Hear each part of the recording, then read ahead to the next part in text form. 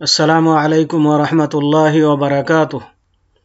আলহামদুলিল্লাহি রাব্বিল আলামিন ওয়াসসালাতু ওয়াসসালামু আলা আশরাফিল আমবিয়াই ওয়াল মুরসালিন নবিয়িনা মুহাম্মদ ওয়া আলা আলিহি ওয়া আসহাবিহি আজমাইন, আম্মা বা'দ। সম্মানিত ছাত্র ভাইরা, আমি এখন ক্লাস 2 এর তাওহীদের ক্লাস আরম্ভ করছি। বিষয় হচ্ছে ফেরেশতার প্রতি ঈমান। আসুন আমরা জেনে নিই ফেরেশতার প্রতি ঈমান বলতে আমরা কি বুঝি এবং ফেরেশতাদের সম্পর্কে সঠিক ধারণা রেখে আমাদের ঈমানকে পাকাপোক্ত করি। ফেরেশতাদের প্রতি ঈমান এ দৃঢ় বিশ্বাস রাখা যে আল্লাহর ফেরেশতা মণ্ডলী রয়েছে, তিনি তাদেরকে নূর থেকে সৃষ্টি করে তাদেরকে বিভিন্ন কাজের দায়িত্ব প্রদান করেছেন এবং তার আদেশ পালনে তাদেরকে পূর্ণ আনুগত্যতা ও উপযুক্ত শক্তি প্রদান করেছেন।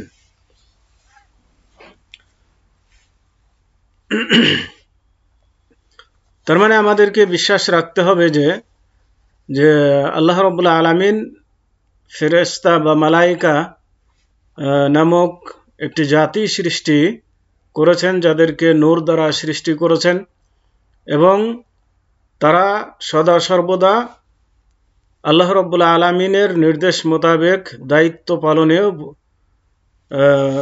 নিযুক্ত রয়েছে এবং তার দায়িত্ব অনুযায়ী আল্লাহ রাব্বুল আলামিন তাদেরকে ক্ষমতাও দান করেছেন।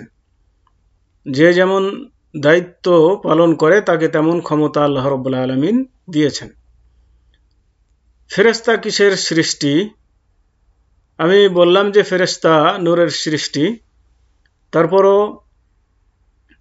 আবার ভালোভাবে আমাদের জেনে নেওয়া দরকার, যাতে করে আমরা ফেরেশতা এবং মানুষকে একাকার করে না দিই। যে ফেরেশতা আল্লাহর এক অদৃশ্য সৃষ্টি এবং তারা আল্লাহ তাআলার ইবাদতকারী বান্দা বা সৃষ্টি। তাদের মধ্যে উলুহিয়াত এবং রুবুবিয়াতের কোনো বৈশিষ্ট্য ও গুণাগুণ নেই। তার মানে তারা উপাস্য নয় এবং তারা প্রতিপালকও নয়। তিনি তাদেরকে নূর থেকে সৃষ্টি করে তাদেরকে বিভিন্ন কাজের দায়িত্ব প্রদান করেছেন এবং তার আদেশ পালনে তাদেরকে পূর্ণ আনুগত্যতা ও উপযুক্ত শক্তি প্রদান করেছেন। আল্লাহ পাক ইরশাদ করেন, ওয়ালাকাদ ওয়ালাহু মান ফিস সামাওয়াতি ওয়াল আরদি ওয়া মান ইনদাহু লা ইস্তাকবিরুনা আন ইবাদাতিহি ওয়া লা ইস্তাহসিরুন ইউসাব্বিহুনা আল-লাইলা ওয়ান নাহারা লা ইয়াফতুরুন। অর্থাৎ আকাশমণ্ডলী এবং পৃথিবীতে যারা আছে তারা তারই, তার সান্নিধ্যে যারা আছে অর্থাৎ ফেরেশতাগণ, তারা অহংকার বশে তার ইবাদত করা হতে বিমুখ হয় না এবং ক্লান্তি বোধ করে না। এবং তারা সর্বদা আল্লাহর পবিত্রতা বর্ণনা করে। তার মানে রাত দিন সর্বদাই তারা আল্লাহর পবিত্রতা বর্ণনা করে এবং এতে তারা ক্লান্তি বোধ করে না বা তারা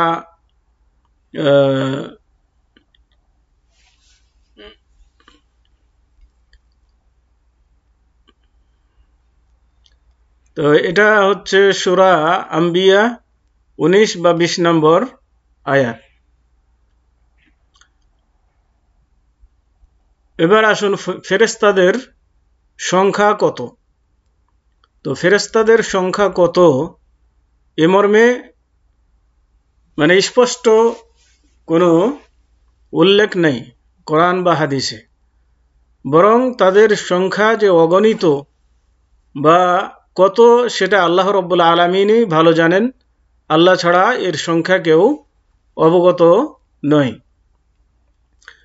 সহিহ বুখারী ও মুসলিমের হাদিসে আনাস বিন মালিক রাদিয়াল্লাহু তাআলা আনহু হতে মিরাজের ঘটনায় বর্ণিত হয়েছে যে নবী করিম সাল্লাল্লাহু আলাইহি ওয়াসাল্লামকে যখন মিরাজের রাতে আসমানে বাইতুল মামুরে নিয়ে যাওয়া হয় তখন দেখতে পেলেন যে প্রতিদিন এই ঘরে 70,000 ফেরেশতা নামাজ আদায় করছে এবং এদের একদল নামাজ পড়ে বের হলে কিয়ামত পর্যন্ত আর ওই দল ফিরে আসার সময় ও সুযোগ পাবে না বা হবে না।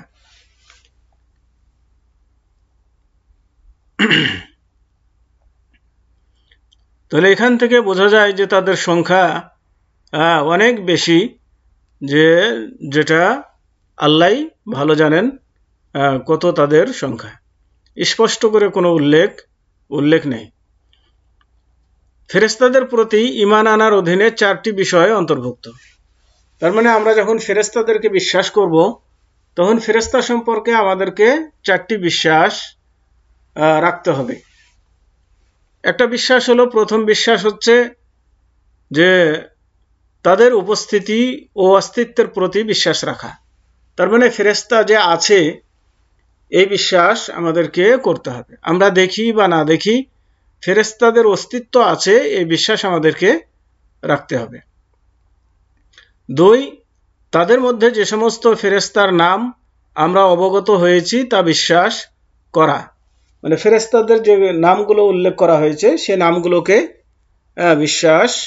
বিশ্বাস করা যে এটা অমুক ফেরেশতার নাম।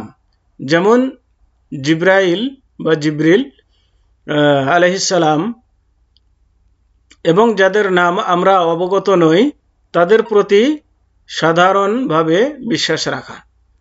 তো অনেক ফেরেশতার নাম উল্লেখ আছে, আবার অনেক ফেরেশতা আছে যাদের নাম উল্লেখ নেই, তাদের প্রতি আমরা সাধারণভাবে বিশ্বাস রাখব যে উল্লেখিত নাম ছাড়াও আরও বিভিন্ন ফেরেশতা রয়েছে, তাদের নাম আমরা জানি না। 3, তাদের সম্পর্কে যে সমস্ত বৈশিষ্ট্য ও গুণের বর্ণনার কথা বলা হয়েছে আমরা তাতে বিশ্বাস রাখব। যেমন জিবরাইল আলাইহিস সালাম, এর বৈশিষ্ট্য সম্পর্কে নবী করিম সাল্লাল্লাহু আলাইহি ওয়াসাল্লাম থেকে বর্ণিত আছে যে তিনি জিবরাইল আলাইহিস সালামকে যে আকৃতিতে সৃষ্টি করা হয়েছে সেই আকৃতিতে দেখেছেন। তিনি দেখেছেন যে তার 600 ডানা আছে, এর ফলে সমস্ত আকাশ বন্ধ হয়ে গেছে। তো উক্ত ফেরেশতা কখনো আল্লাহর নির্দেশে মানুষের আকৃতিতে পরিবর্তন হয়ে থাকে। যেমন জিবরাইল আলাইহিস সালামকে যখন আল্লাহ তাআলা মারিয়াম আলাইহিস সালামের নিকটে পাঠালেন, মারিয়ামের নিকটে তিনি মানুষের আকৃতি ধারণ করেন এবং আল্লাহ এবং রাসূলুল্লাহ সাল্লাল্লাহু আলাইহি ওয়াসাল্লাম একদা সাহাবায়ে কিরামদের সঙ্গে বসেছিলেন। এমন সময় জিবরাইল আলাইহিস সালাম তার কাছে মানুষের আকৃতিতে আসলেন। অনুরূপভাবে আল্লাহ পাক ইব্রাহিম আলাইহিস সালাম ও লূত আলাইহিস সালামের কাছে ফেরেশতাকে মানুষের আকৃতিতে পাঠিয়েছিলেন। তাহলে এই সমস্ত জিনিসগুলো আমাদেরকে বিশ্বাস করতে হবে যে ফেরেশতারা যে সমস্ত বৈশিষ্ট্যের অধিকারী, যাকে যে বৈশিষ্ট্য দেওয়া হয়েছে সেই বৈশিষ্ট্যের কথা আমাদেরকে বিশ্বাস করতে হবে। এবং ফেরেশতারা বিভিন্ন আকৃতি ধারণ করতে পারে, যেমন মানুষের আকৃতি ধারণ করতে পারে, এটাও আমাদেরকে বিশ্বাস রাখতে হবে। এবং এর প্রমাণ হাদিসে এসেছে এবং কোরআনে এসেছে যে মরিয়ম আলাইহিস সালামের কাছে আল্লাহ রাব্বুল আলামিন জিবরাইল আলাইহিস সালামকে মানুষের আকৃতিতে পাঠিয়েছিলেন এবং আমাদের প্রিয় নবী হযরত মুহাম্মদ সাল্লাল্লাহু আলাইহি সাল্লামের নিকটে মানুষের আকৃতিতে পাঠিয়েছিলেন এবং ইব্রাহিম আলাইহিস সালাম এবং লূত আলাইহিস সালামের নিকট পাঠিয়েছিলেন মানুষের আকৃতিতে। এগুলো কোরআন হাদিসে প্রমাণ রয়েছে, কাজে এগুলো বিশ্বাস করতে হবে। 4 নম্বর হচ্ছে আল্লাহ তাআলার নির্দেশে তারা যে সমস্ত কাজকর্ম সম্পাদন করে থাকেন তাদের কাজকর্মের প্রতি বিশ্বাস রাখা। তার মানে আল্লাহ রাব্বুল আলামিন যে সমস্ত দায়িত্ব তাদেরকে নিয়োজিত করেছেন সে কাজ করবে এবং করতে বাধ্য, এ বিশ্বাস রাখা। যেমন ফেরেশতাদের দিনরাত কোনো প্রকার ক্লান্তি বিরতি ও বিরাম ছাড়া আল্লাহর তাসবিহ মহিমা বর্ণনা করা ও তার ইবাদত করা ইত্যাদি। তার মানে তারা অবিরাম আল্লাহ রাব্বুল আলামিনের গুণগান করে যাচ্ছে, আল্লাহ রাব্বুল আলামিনের মহিমা বর্ণনা করছে, গুণকীর্তন করছে। কখনো কোনো ফেরেশতাকে খাস বা বিশেষ কোনো কাজের জন্য নিযুক্ত করা হয়েছে। যেমন ফেরেশতা জিবরিল আল আমিনকে আল্লাহ তাআলা তার দ্বারা নবী ও রাসূলগণের নিকটে ওহী প্রেরণ করতেন। তো যেমন জিবরাইল আলাইহিস সালামকে আল্লাহ রাব্বুল আলামিন নিযুক্ত করেছেন যে নবীদের কাছে বার্তা নিয়ে যাওয়ার জন্য, ওহী নিয়ে যাওয়ার জন্য। এবং মিকাইল ফেরেশতাকে বৃষ্টি অবতীর্ণ ও উদ্ভিদ উৎপাদনের জন্য নিযুক্ত করা হয়েছে। তাকে দায়িত্ব দেওয়া হয়েছে বৃষ্টি কোথায় কখন কিভাবে বর্ষণ করাতে হবে, এই আল্লাহর হুকুমে সে দায়িত্ব সে পালন করে থাকে। এবং ইসরাফিল ফেরেশতাকে কিয়ামত সংঘটিত হওয়ার সময় এবং সৃষ্টি জীবকে পুনরুত্থানের জন্য সিংহায় ফুৎকার দেওয়ার কাজে নিযুক্ত করা হয়েছে। অনুরূপভাবে মালাকুল মউত একজন ফেরেশতা, তাকে মৃত্যুর সময় রূহ বা জীবন কবজ করার কাজে নিযুক্ত করা হয়েছে। মালিক নামক ফেরেশতা, যাকে জাহান্নামের দায়িত্বে নিয়োজিত করা হয়েছে, তিনি জাহান্নামের প্রহরী বা রক্ষক। মাতৃগর্ভে একদল ফেরেশতা মাতৃগর্ভে ভ্রূণ এর দায়িত্বে নিয়োজিত। শিশু মাতৃগর্ভে 4 মাস পূর্ণ করলে আল্লাহ পাক তার কাছে একজন ফেরেশতা পাঠান এবং তাকে নির্দেশ করেন তার জীবিকা, মানে সে কি খাবে, কখন মৃত্যুবরণ করবে, কি কাজ করবে, কাজকর্ম কি হবে, এবং দুর্ভাগ্যবান হবে না সৌভাগ্যবান হবে তা লিখে দেওয়ার জন্য।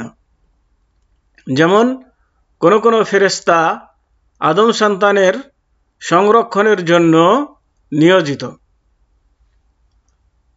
মানে আদম সন্তানকে রক্ষা করার জন্য কিছু ফেরেশতা নিয়োজিত আছে মানুষদেরকে রক্ষা করার জন্য। আর অন্য একদল ফেরেশতা আদম সন্তানের কর্মকাণ্ডকে রক্ষণাবেক্ষণ এবং প্রত্যেক ব্যক্তির আমলনামা লিখে রাখার দায়িত্বে নিয়োজিত। এভাবে বিভিন্নজন বিভিন্ন দায়িত্বে রয়েছেন। প্রত্যেক ব্যক্তির জন্য 2 জন ফেরেশতা, একজন ডান দিকে আর একজন বাম দিকে, আমলনামা লেখার কাজে নিযুক্ত। আর একদল ফেরেশতা মৃত্যু ব্যক্তিকে যখন কবরে বসানো হবে তখন তার নিকটে 2 জন ফেরেশতা আসে, তারা তাকে তার রব বা প্রতিপালক কে, তার দিন বা ধর্ম কী ছিল এবং তার নবীর সম্পর্কে প্রশ্ন করবে। তো এগুলো বিভিন্ন ফেরেশতা বিভিন্ন দায়িত্বে নিয়োজিত আছে, সেটাকে বিশ্বাস করা। তাহলে এই 4টা জিনিসের প্রতি আমাদেরকে বিশ্বাস রাখতে হবে।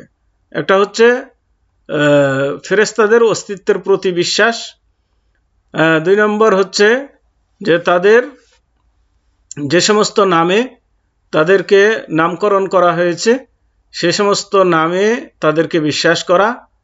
3, তাদের সম্পর্কে যে সমস্ত বৈশিষ্ট্য ও গুণের বর্ণনার কথা বলা হয়েছে সে সমস্ত বৈশিষ্ট্য ও গুণের উপর গুণে তারা গুণান্বিত, এটা বিশ্বাস করতে হবে। এবং 4 নম্বর হচ্ছে আল্লাহ তাআলার নির্দেশে তারা সমস্ত কাজকর্ম সম্পাদন, যে সমস্ত কাজকর্ম সম্পাদন করে থাকেন তাদের কাজকর্মের প্রতি বিশ্বাস রাখা, মানে যাকে যে দায়িত্ব আল্লাহ রাব্বুল আলামিন দিয়েছেন সে দায়িত্ব পালন করবে, এই বিশ্বাস রাখা।